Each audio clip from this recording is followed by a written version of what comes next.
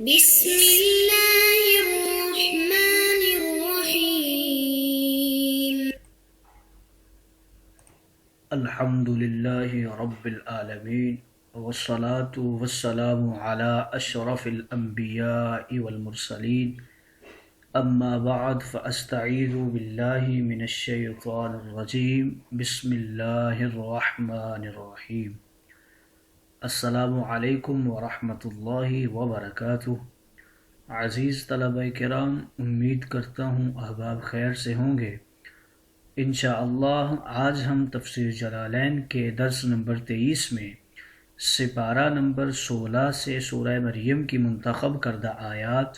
59 سے لے کر 62 تک پڑھیں گے، جس میں حسب سابق کلام الہی و کلام مفسر کا ترجمہ ہوگا، تشریح و توضیح کی جائے گی اور ربط آیات کو بیان کریں گے اور درس کے اوپر ہونے والے اعتراضات کے جوابات دیے جائیں گے۔ تو آئیے بلا تاخیر بڑھتے ہیں اپنے آج کے درس کی طرف۔ سب سے پہلے رب تعالیٰ نے ارشاد فرمایا، بسم اللہ الرحمن الرحیم، فخلف من بعدهم خلف اضاعوا الصلاة واتبعوا الشہوات فسوف یلقون غیا۔ آئیے طلبہ کرام ان آیات مقدسہ کا ماقبل آیات کے ساتھ ربط اور تعلق جانتے ہیں۔ تو مفسرین کرام ان آیات کا ماقبل آیات کے ساتھ سب سے پہلا تعلق کچھ یوں بیان فرماتے ہیں کہ پچھلی آیات کے اندر انبیاء کرام کے ایمان افروز زمانوں کا ذکر ہوا ہے، اب ان آیات میں ان کے بعد آنے والی غافل اور بدکار نسلوں کا تذکرہ کیا جا رہا ہے۔ دوسرا تعلق ان آیات کا ماقبل آیات کے ساتھ کچھ یوں بیان کرتے ہیں کہ پچھلی آیات میں ان ہستیوں کا ذکر ہوا ہے جن پر رب تعالیٰ نے بلا وسیلہ انعام فرمایا، اب ان آیات میں ان نیک بختوں کا ذکر ہو رہا ہے جو ان ہستیوں کے متبع فرمان ہو کر ان کے وسیلے سے کامیابیوں کامرانیوں کے انعامات پا گئے۔ تیسرا تعلق ان آیات کا ماقبل آیات کے ساتھ کچھ یوں کرتے ہیں کہ پچھلی آیات میں مکانن علیہ کا ذکر ہوا ہے جو جنت کا ایک حصہ ہے، اور اب ان آیات میں مقام غیہ کا ذکر کیا جا رہا ہے جو جہنم کا ایک خطرناک حصہ ہے۔ تو پہلی جگہ فرما برداروں کے لیے ہے اور دوسری جگہ نافرمانوں کے لیے ہے۔ آئیے طلبہ کرام ربط و تعلق کے بعد بڑھتے ہیں آج کے درس کے ترجمہ کی طرف۔ فخلف من بعدهم، پھر ان کے بعد کچھ ایسے ناخلف پیدا ہو گئے، انہوں نے کیا اضاعوا الصلاۃ، نمازوں کو ترک کر دیا، کل یہودی و نصارہ، جس طرح یہودیوں اور نصرانیوں نے کیا تھا انہوں نے بھی ایسا ہی کر دیا، واتبعوا الشہوات، اور معصیت میں اپنی شہوات کی اپنی خواہشات کی فرما برداری کر لی، ان کی اتباع کر لی، فسوف یلقون غیا، ان قریب وہ بربادی کو دیکھیں گے۔ غین کے حوالے سے بتا رہے ہیں ہوا واد فی جہنم، یہ جہنم کی ایک وادی ہے، ای یقعون فیہ، یعنی وہ اس وادی کے اندر پڑیں گے، اس وادی میں انہیں ڈالا جائے گا۔ الا، مگر، لیکن وہ من تاب،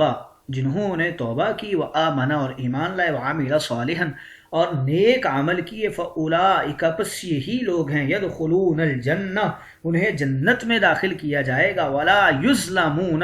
اور کوئی کمی نہیں کی جائے گی، ظلم نہیں کیا جائے گا ان پر، ینقصون، کسی قسم کی کمی نہیں ہوگی، شیئا، کچھ بھی، من ثوابہم، ان کی جزا میں سے کچھ بھی کمی نہیں کی جائے گی۔ جنات عدن، ہمیشہ قیام کی جگہ ہے، دائمی ٹھکانہ ہے۔ بدل من الجنت، عدن کے حوالے سے بتا رہے ہیں کہ یہ جنت سے بدل واقع ہو رہا ہے۔ التی وعد الرحمن عبادہ،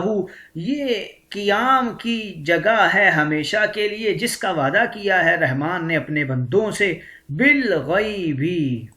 یہ غیبی حال واقع ہو رہا ہے، یعنی معنی کچھ یوں بنے گا، اے غائبین عنہا، کہ رحمان کے بندوں نے اس جنت کو دیکھا تو نہیں ہوا لیکن پھر بھی اس کے اوپر ایمان رکھتے ہیں. انہ کان وعدہ، بے شک رحمان کا وعدہ، ای موعودہ یعنی جو جنت ہے، مأتیہ بمعنی آتین، مأتیہ کا بتا رہے ہیں کہ یہ آتین کے معنی میں ہے،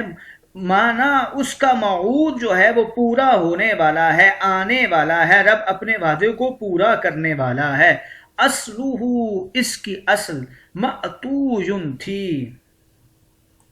او موعودہ ہونا الجنہ، یعنی اس جگہ موعود کا معنی جنت ہے، یا اتیہ اہلہ، اس کے جو اہل ہیں جنت کے مستحقین ہیں ان کو جنت میں داخل کیا جائے گا. لا يسمعون فیہا لغوا من الکلام الا لیکن یسمعون سلاما، جنتی لوگ جنت کے اندر کوئی بھی فضول گفتگو نہیں سنیں گے، البتہ لیکن یسمعون سلاما، وہ سنیں گے اپنے اوپر فرشتوں کا سلام، من الملائکۃ علیہم، فرشتے ان پر سلامتی بھیجیں گے، او من بعدہم علی بعد، یا ان میں سے ایک دوسرے کے اوپر وہ خود سلامتی بھیجیں گے، وَلَهُمْ رِزْقُهُمْ، اور ان کے لیے رزق ہوگا جنت میں، بکرتم و عشیہ، صبحوں کو بھی شام کو بھی، ای علی قدرہما فی الدنیا، یہ جو صبحوں اور شام کہا ہے یہ دنیا کے اعتبار سے کہا ہے، وَلَيْسَ فِي الْجَنَّةِ نَهَارٌ وَلَا لَيْلٌ، جنت کے اندر تو صبح اور رات نہیں ہوگی، بل دوع و نور ابدا، بلکہ جنت کے اندر تو روشنی اور نور ہی ہوگا ہمیشہ ہمیشہ کے لیے. آئیے طلبہ کرام ترجمہ کے بعد پڑھتے ہیں آج کے درس کی تشریح و توضیح کی طرف. یہاں سے ان لوگوں کا ذکر کیا جا رہا ہے جو انبیاء کرام کے بعد اس دنیا میں آئے اور ان کی تعلیمات سے نفع حاصل نہیں کر سکے بلکہ بد نصیب رہے اور ان کی تعلیمات کو ترک کر دیا اور کیا نمازوں کو ضائع کر دیا جس طرح یہودی اور نصرانی ضائع کرتے تھے، واتبعوا الشہوات، اور اپنی خواہشات کی پیروی کر لی. اب ان لوگوں کا ذکر کیا جا رہا ہے تو ان لوگوں کے لیے کیا ہے، فسوف یلقون غیا، دنیا میں اتنی جو انہوں نے اپنی خواہشات کی اتباع کی ہے اور نماز روزے کو چھوڑ دیا ہے اور کفر و عصیان میں پڑ چکے ہیں، تو ان قریب وہ کیا کریں گے، جہنم کی وادی غی میں گر پڑیں گے. بتا رہے ہیں کہ خلفن سے مراد یہودی اور نصرانی ہیں، لیکن ایک قول کے مطابق قرب قیامت میں جو مسلمان ہوں گے وہ بھی اس خلفن کے مصداق ہیں. الا من تاب وآمن وعمل صالحا،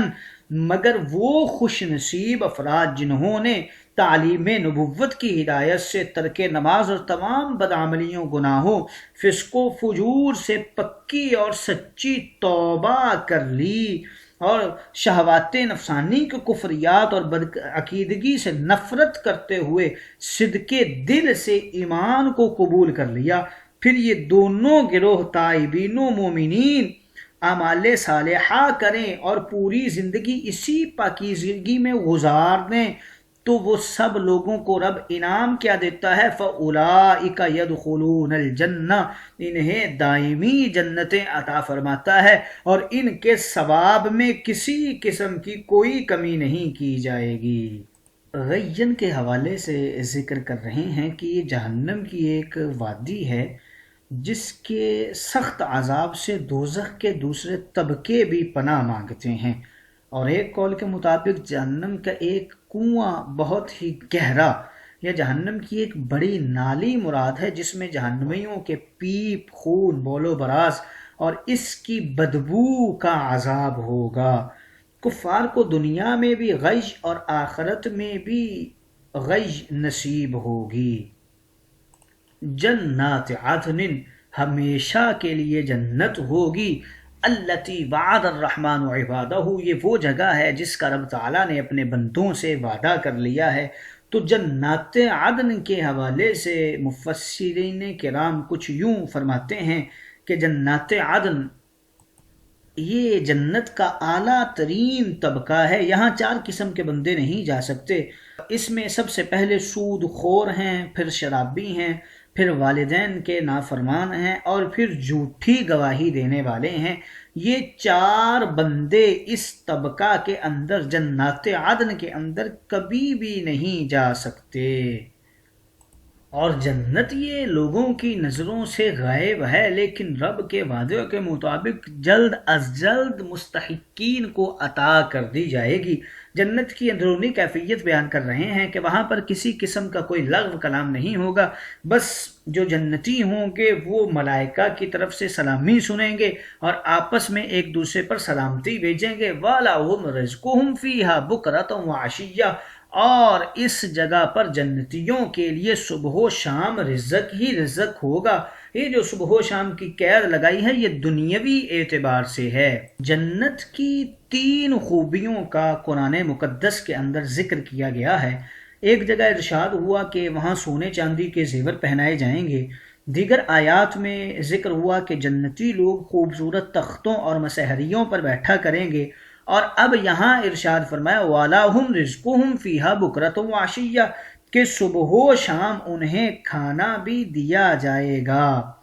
تو آج تک اس کی وجہ یہ ہے کہ دنیا میں اب تک 3 قومیں ہوئی ہیں جو قیامت تک رہیں گی۔ پہلی قوم اہل یمن، یہ دنیا کی پہلی قوم ہے۔ دوسری قوم اہل عجم، تیسری قوم اہل عرب۔ یمنی لوگ اچھے پلنگوں، مسحریوں اور خوشنما تختوں پر بیٹھنا پسند کرتے ہیں، ان کے لیے جنت کی اس نعمت کا ذکر کر دیا گیا۔ اہل عجم سونے چاندی کا زیور پسند کرتے ہیں، ان کے لیے جنت کی اس نعمت کا ذکر کر دیا گیا۔ اور اہل عرب کھانے پینے کے شوقین ہیں، یہاں تک کہ اہل عرب کے نزدیک جس کو 2 وقت عمدہ کھانا مل جائے وہ منعم اور خوش بخت ہوا کرتا ہے، تو ان کے لیے یہاں پر بکرۃ وعشیہ فرما دیا گیا۔ تو آئیے عزیز طلبہ کرام، تشریح و توضیح کے بعد بڑھتے ہیں اپنے آج کے درس کے اوپر ہونے والے اعتراضات کی طرف اور ان کا جواب دینے کی کوشش کرتے ہیں۔ آج کے درس کے اوپر پہلا اعتراض یہ ہوتا ہے کہ جنات عدن سے اس بات کی طرف اشارہ ہے کہ جنت کی شان کا ذکر ہو رہا ہے، تو چاہیے یہ تھا کہ جنت کے حوالے سے بتاتے اس کے در و دیوار کیسے ہیں، اس کے اندر کیا کیا چیزیں ہوں گی، اس کی لمبائی چوڑائی، اس کا وجود کیسا ہے۔ تو یہاں پر تو کھانے کا ذکر کرنے لگے تو وَلَهُمْ رِزْقُهُمْ فِيهَا بُكْرَةً وَعَشِيًّا یہ کہنا درست نہیں، بلکہ جنت کی بناوٹ کے بارے میں بتایا جاتا تو زیادہ بہتر ہوتا۔ تو اس کا جواب کچھ یوں دیتے ہیں کہ ہر مقام اور مکان کی سب سے بڑی خوبی یہ ہوتی ہے کہ وہاں رہنے والوں کو کسی قسم کی تکلیف نہ ہو، اور انسانی تکلیف میں سب سے بڑی تکلیف بھوک پیاس کی ہوتی ہے۔ ہر تکلیف برداشت کی جا سکتی ہے مگر بھوک پیاس نہیں برداشت ہوتی۔ گھر کتنا بھی حسین کیوں نہ ہو، اگر اس میں رہنے والوں کو کھانا نہ ملے تو وہ گھر بیکار اور ویران ہو جاتا ہے۔ تو لہٰذا اسی بات کو مد نظر رکھتے ہوئے رزق کا ذکر کر دیا کہ جنت کے اندر رزق بھی صبح و شام ملے گا۔ آج کے درس کے اوپر دوسرا اعتراض یہ ہوتا ہے کہ بکرۃ وعشیہ فرما دیا، حالانکہ جنت کے اندر تو صبح و شام نہیں ہوگی۔ صبح و شام کا تعلق تو سورج کے ساتھ ہے، تو سورج نہیں ہوگا تو صبح و شام بھی نہیں ہوگی، لہٰذا یہ کہنا درست نہیں۔ تو اس کا جواب مفسرین کرام کچھ یوں ارشاد فرماتے ہیں کہ بکرۃ وعشیہ سے مراد اتنا وقفہ ہے جتنا وقفہ دنیا میں صبح و شام تک ہوتا ہے، یہ حقیقی صبح و شام نہیں ہوگی۔ ایک اور بھی جواب دینے کی کوشش کرتے ہیں کہ بکرۃ وعشیہ کا ترجمہ تو صبح و شام ہی ہے مگر مراد ہمیشگی ہے، یعنی ہمیشہ ہی جنتیوں کو کھانا ملے گا اور رزق ملتا رہے گا۔ اور اس کا تیسرا جواب دینے کی کچھ یوں کوشش کرتے ہیں کہ بکرۃ وعشیہ سے مراد مطلق وقت ہے۔ چوتھا جواب کچھ یوں دینے کی کوشش کرتے ہیں کہ صبح و شام ہی معنی ہے بکرۃ وعشیہ کا، مگر مراد ان وقتوں جیسا کھانا، یعنی صبح کا کھانا ناشتہ جو عموماً ہلکا پھلکا ہوتا ہے، اور شام کا کھانا عموماً جو وزنی اور زیادہ قوی ہوتا ہے، اور اپنے اپنے اعتبار سے دونوں مناسب ہیں۔